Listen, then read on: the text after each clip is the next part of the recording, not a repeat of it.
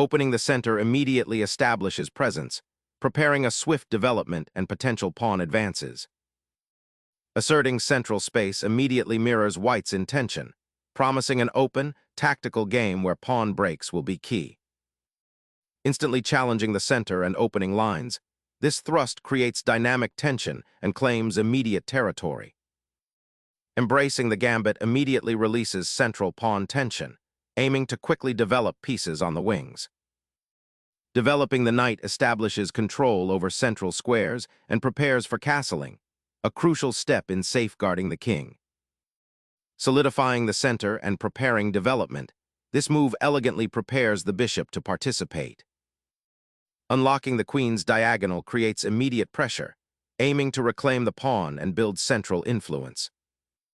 Developing the knight to its natural outpost on f6 now bolsters the central pawn chain and prepares for castling, reinforcing black's position. Reclaiming the pawn opens up diagonals and develops a piece, preparing for central pawn breaks while the king remains well guarded. Asserting queenside presence, black challenges white's central pawn structure and opens a diagonal for their bishop. Securing the monarch amidst this central pawn skirmish now prioritizes king's safety, allowing white to develop further pieces and potentially exploit black's slightly loosened kingside later. This move boldly asserts presence in the center, directly challenging the pawn on d4 and immediately initiating a fight for central control and piece activity, a hallmark of dynamic queen's gambit declined variations. Developing the knight to c3 reinforces central pawn control and prepares to challenge black's central pawn presence, while also unblocking the queen's diagonal and offering options for kingside castling if needed. Accepting the pawn sacrifice, black strategically opens the c-file, potentially aiming to exploit it later, while white recaptures, solidifying central control and preparing for swift development. This bold pawn exchange injects immediate dynamism into the game, forcing both sides to reevaluate their piece coordination and long-term positional goals. White's king remains safe behind a pawn shield, but black's aggressive central pawn thrust might hint at future complications. Recapturing the pawn with the e-pawn opens the e-file for your rook and solidifies central control, while simultaneously offering a diagonal for your queen. This move, although appearing simple, subtly repositions your pieces to prepare for a potential kingside attack, while keeping the pawn structure flexible. It avoids creating any immediate weaknesses, allowing for a more nuanced development of your forces. Developing the bishop to e7 prepares for kingside castling, bolstering the king's safety while also preparing to connect the rooks and bring them into the game on the central files. It's a patient piece placement, aiming to solidify black's position before launching any immediate offensive actions. Safeguarding the queen-bishop's diagonal and preparing to potentially advance the b-pawn, this move subtly aims to restrict black's pieces. It denies the knight a potential outpost on b4 and lays the groundwork for a queenside expansion. A common theme in these queen's gambit declined structures where white seeks to gain space and initiative. Securing the monarch amidst the queenside tension allows black to breathe and prepare for central counterplay, eyeing the d4 pawn as a potential target. Centering the rook on the e-file, white prepares to exert pressure against black's kingside, potentially exploiting the slight pin on the f6 knight and the open lines that might emerge after pawn advances. Initiating a queenside pawn advance, this move cultivates a more expansive pawn chain, aiming to contest white's central control and prepare for a bishop development onto the long diagonal. It subtly shifts the focus of the game towards black's queenside maneuvering, potentially creating imbalances. Probing the knight's position initiates a strategic dance, aiming to disrupt black's developing harmony and potentially create imbalances in the pawn structure. The focus now shifts to the delicate relationship between the bishop and the pinned knight, forcing a decision from black on how to address this immediate pressure. Developing the bishop to b7 offers black a much-needed active post, eyeing the long diagonal and reinforcing control over the d5 square, thereby setting up a potential challenge for white's central pawn structure. Centralizing the queen to d3 enhances control over the d4 pawn and supports potential kingside operations, while also preparing for a pawn push like b4 to gain queenside space. Challenging the bishop's influence on the kingside, this pawn advance creates a dynamic tension. It forces white's hand regarding the bishop's placement, potentially opening lines for black's pieces, or even offering a slight pawn sacrifice for positional concessions. Exchanging that bishop simplifies the position and eliminates a nagging defender of black's king, potentially weakening its protective pawn structure and opening avenues for future piece pressure. The bishop recaptures, restoring symmetry to the central pawn structure, but potentially gifting white an open e-file later, a development black should monitor closely as white's pieces gravitate towards the kingside. Asserting dominion over the central open files, this move immediately stakes a claim on the d-file, anticipating future skirmishes and potential breakthroughs, while simultaneously bolstering the knight's protective screen around the king. The knight's repositioning to e7 signals a desire to bolster the kingside and potentially prepare for a central pawn advance, but it sacrifices immediate central influence and leaves the d6 square somewhat exposed for future skirmishes. Initiating a knight detour to the edge of the central battlefield, this maneuver aims to reroute the piece towards the kingside or potentially control squares previously under black's influence, aiming to disrupt the nascent queenside harmony. Seizing the central squares with the knight, black repositions aggressively, aiming to challenge white's bishop pair and potentially create attacking avenues down the e-file or on the kingside. Shifting the bishop back to a2 offers a subtle yet crucial reassessment of white's queenside development, aiming to protect the c4 square from any immediate black incursions while simultaneously preparing for potential pawn pushes like b4 or a4 to expand white's space. Securing the rook on the open e-file signals a commitment to challenging white's central control, potentially aiming to activate the piece and create threats against the kingside if white overextends. Shifting the bishop to b1 subtly repositions it, no longer directly challenging the knight on f5, but rather securing the a2 square and preparing for potential future advances on the queenside or a strategic retreat if needed, hinting at a flexible long-term vision rather than an immediate tactical strike. Asserting dominance on the kingside diagonal, g6 strategically anchors the pawn and prepares to potentially launch a pawn storm, while simultaneously reinforcing the bishop's protection and complicating white's piece development. Unleashing a pawn storm on the kingside now aims to pry open lines towards the black king, a bold gambit to disrupt the current equilibrium and potentially create weaknesses. Seeking to exploit the slight awkwardness of the knight on f5 and potential weaknesses around white's king, black initiates a daring knight maneuver, aiming to redeploy the piece to the h-file where it might threaten g2 or even swing over to f3. This adventurous redirection sacrifices immediate central influence for a potentially dynamic attack, a bold gamble given the pawn structure's relative solidity.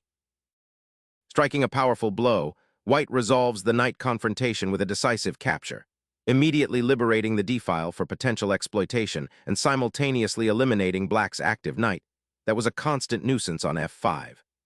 This action, while seemingly simple, reshapes the board, opening up lines and forcing black to reassess their central control and the safety of their monarch as white's pieces gain newfound dynamism.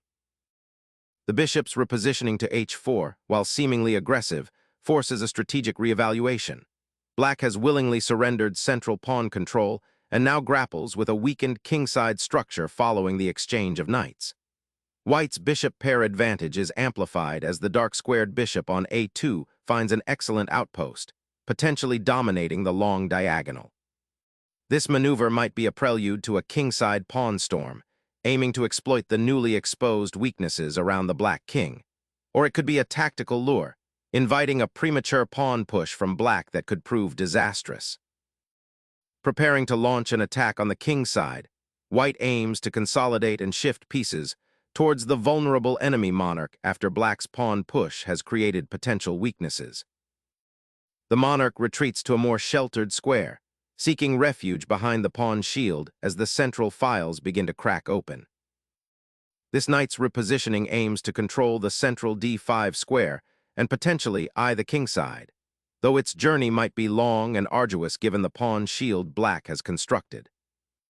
Unleashing a bold pawn thrust to disrupt white's imposing central structure, black seeks to pry open lines and exploit the newly formed weaknesses. Gambling on the dynamic potential, this creates even at the cost of weakening their own king's immediate defenses. The monarch's safety is suddenly paramount, as the king is forced from its cover and exposed to a devastating knight check, demanding immediate and decisive action to prevent a swift unraveling of black's defenses. The black queen repositions, not directly addressing the kingside pressure, but instead eyeing the d4 pawn and potentially reinforcing the center, creating a flexible defensive and offensive posture. Solidifying the kingside pawn structure against black's aggressive intentions becomes paramount, preventing potential breakthroughs. Asserting control over the central open file is the immediate priority, preparing to challenge white's initiative by creating counterplay. Opening a critical file presents a significant shift in attacking dynamics, directly challenging black's central structure and potentially exposing the king.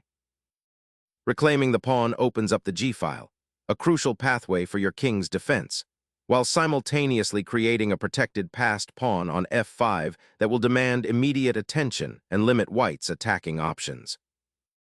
Clearing the path for the rook's entry, white repositions the bishop to a more active diagonal, potentially eyeing weaknesses around black's king.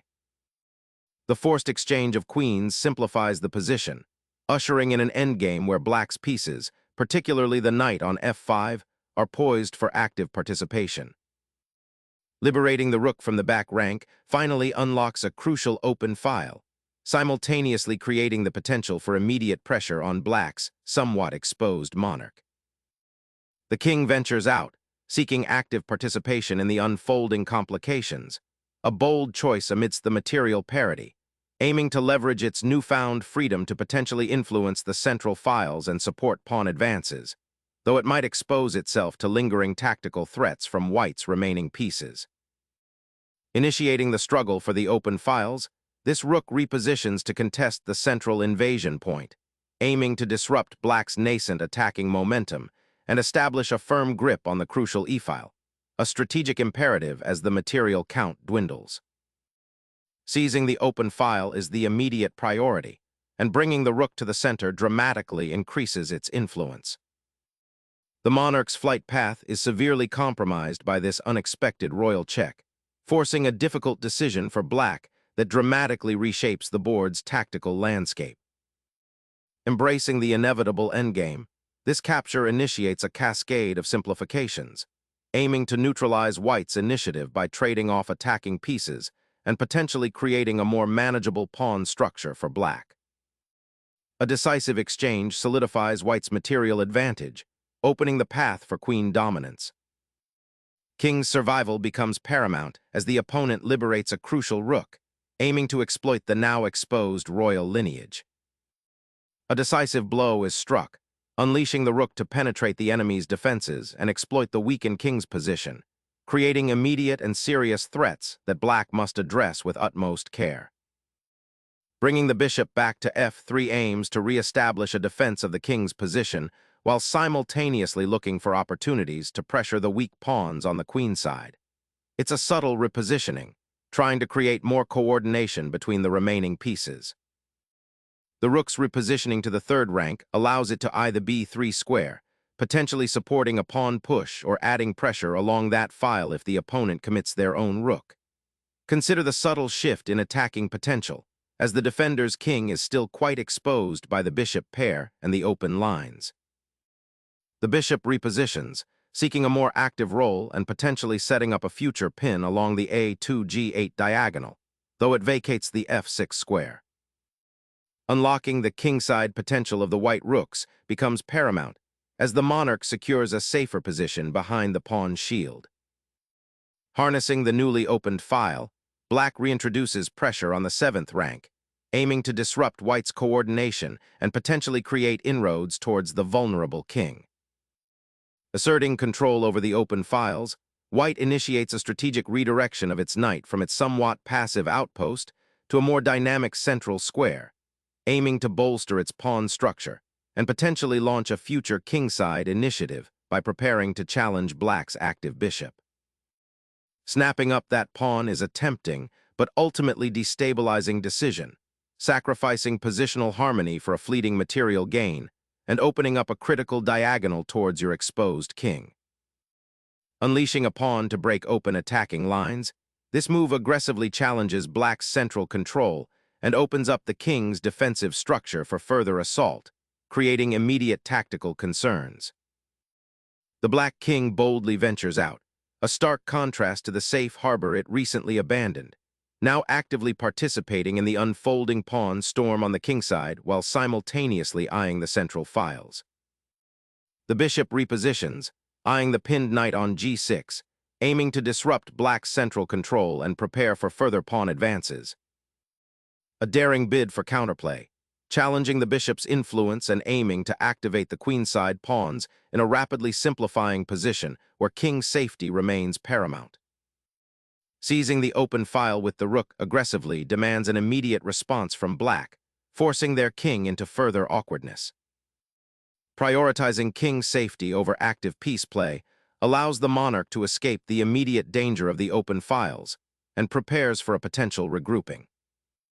Reinforcing the central pawn structure and preparing to contest the open files is the objective here. Securing the open file with the rook is a sensible consolidation, aiming to restrict white's bishop's influence and prepare for potential pawn advances on the queen side. Sacrificing the bishop opens a crucial diagonal, aiming to exploit the unprotected king and potentially create mating threats, while simultaneously relieving some pressure on the d-file and forcing black to consider a delicate defensive maneuver.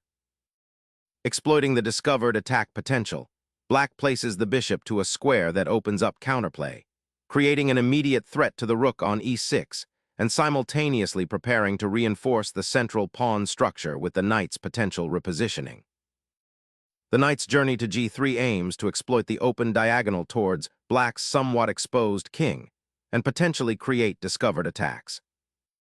The black king, having recently escaped immediate danger, now embarks on a dangerous journey towards the queenside, hoping to find refuge and potentially influence the pawn structure.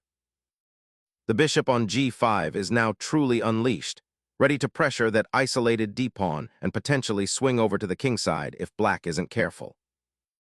The bishop retreats, seeking a more active diagonal now that the central pawn structure is fractured and the rooks are entangled.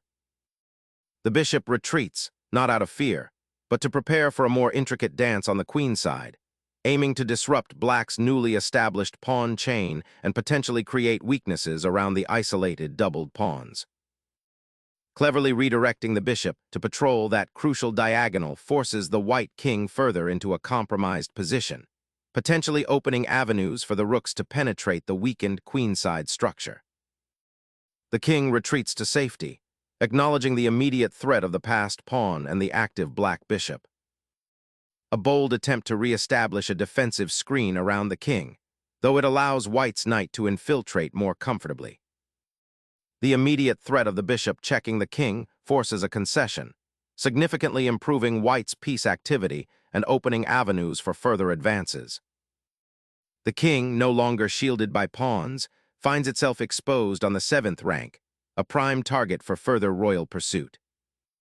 Opening up the kingside for an attack by repositioning the knight back to f1 after the previous knight exchange created awkwardness. Shifting the bishop to b6 is a curious repositioning, potentially eyeing the central tension or preparing a regrouping that aims to bolster the king's defense by creating an escape square should the knight advance further, though it risks passive play if no immediate threat is generated.